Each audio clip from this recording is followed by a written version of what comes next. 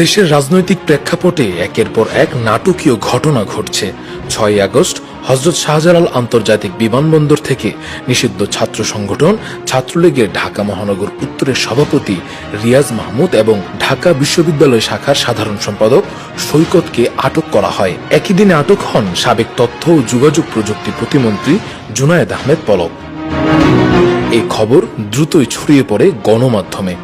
দেশ ছেড়ে পালাতে গিয়ে ঢাকা বিশ্ববিদ্যালয় ছাত্রলীগের সাধারণ সম্পাদক তানভীর হাসান সৈকত এবং ঢাকা মহানগর উত্তর ছাত্রলীগের সভাপতি রিয়াজ মাহমুদকেও বিমানবন্দরে আটক করা হয়েছে। সৈকত এবং ঢাকা মহানগর উত্তর ছাত্রলীগের সাধারণ সম্পাদক রিয়াজ মাহমুদ বিমানবন্দরে আটক করা হয়েছে। তবে প্রশ্ন উঠে 6 আগস্ট আটক হওয়া রিয়াজ মাহমুদ এখন কোথায়? অন্যান্য আটক নেতাদের আদালতে হাজির করা হলেও তাকে সেখানে দেখা যায়নি। সবচেয়ে চমকপ্রদ বিষয় হলো যে ব্যক্তির কারাগারে থাকার কথা তিনি কিভাবে যুক্তরাষ্ট্রের রাস্তায় ছাত্রলীগের মিছিলে নেতৃত্ব দিচ্ছেন এবং আমরা তার প্রতিবাদ জানিয়েছি। আমরা বাংলাদেশের স্লোগান দিয়েছি এবং কি আপনারা জানেন খাম্বা তারেকের নির্দেশনা, জঙ্গি মাতা খালেদা জিয়ার নির্দেশনা এই জায়গায় 6 আগস্ট নিরাপত্তা সংস্থাগুলো নিশ্চিত করে যে রিয়াজ মাহমুদ ও সৈকত দেশ ছেড়ে পালানোর চেষ্টা করছিলেন, অথচ কয়েক মাসের ব্যবধানে দেখা যায় রিয়াজ মাহমুদ শুধু মুক্তই নন, বরং যুক্তরাষ্ট্রে ছাত্রলীগের এক মিছিলে নেতৃত্ব দিচ্ছেন।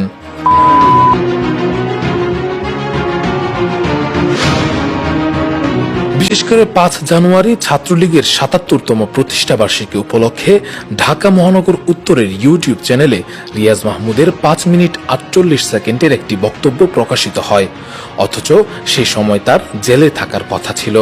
বাংলাদেশ ছাত্রলীগ গৌরব ঐতিহ্য সংগ্রাম ও সাফল্যের 77তম প্রতিষ্ঠা বার্ষিকী। আমরা তাদেরকে বোঝাতে ব্যর্থ হয়েছিলাম যে এই আন্দোলনের শিবিররা তাদেরকে কিভাবে সমর্থন দিয়ে দেশকে অরাজকতার সৃষ্টি করছে। এখন সমন্বয়কদের স্বীকারোক্তিতেই সাধারণ মানুষরা বুঝতে পেরেছে যে সেই আন্দোলন ছিল দেশ বিরোধী আন্দোলন, জঙ্গিদের আন্দোলন। কিছু কুলাঙ্গার ছাত্র সমন্বয়ক ও বিপদগামীদের নীল নকশার কাছে বাংলাদেশকে কালো চাদরে ঢেকে দিতে চেয়েছিলেন। প্রশ্ন হচ্ছে, আটক হওয়ার পর কিভাবে তিনি মুক্তি পেলেন? কোন প্রক্রিয়ায় তিনি দেশ ছেড়ে যুক্তরাষ্ট্রে পৌঁছলেন? প্রশাসনের কোনো গোপন হস্তক্ষেপ কি এতে কাজ করছে?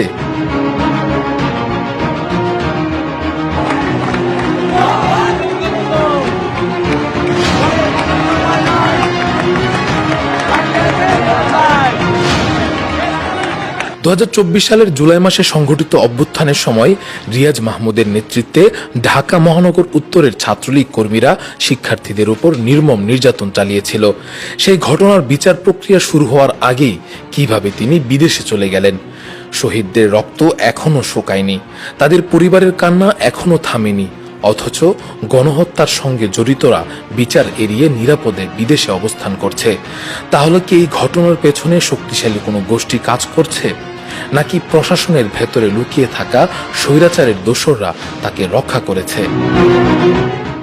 নিষিদ্ধ সংগঠন ছাত্রলীগের ঢাকা মহানগর উত্তরের সভাপতি রিয়াজ মাহমুদ, তিনি জুলাই আগস্ট মাসে ছাত্রদের বিরুদ্ধে নৃশংসতার নেতৃত্ব দিয়েছিলেন। কিভাবে শাস্তি এড়িয়ে গেলেন? তার বিতর্কিত মুক্তি এবং বিদেশ যাত্রা রাজনৈতিক অঙ্গনে বড় প্রশ্নচিহ্ন তৈরি করেছে।